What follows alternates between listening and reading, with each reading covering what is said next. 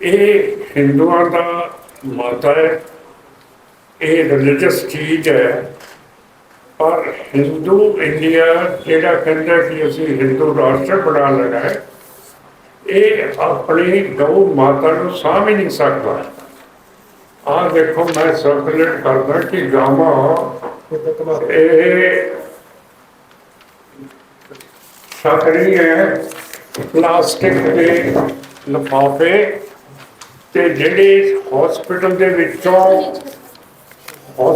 ਦੇ ਵਿੱਚੋਂ ਬਾਹਰ ਸਿੱਟੇ ਜਾਂਦੇ ਹੈ ਡਾਕਟਰਾਂ ਦੇ ਗਲਾਵਸ ਜਾਂ ਦਸਤਾਨੇ, ਉਹ ਛਕ ਰਹੀ ਹੈ।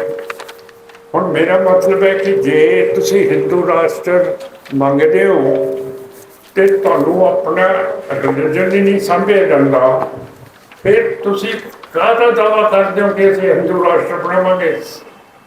ਇਹ ਤਾਂ ਬਿਲਕੁਲ ਗਲਤ ਗੱਲ ਹੈ।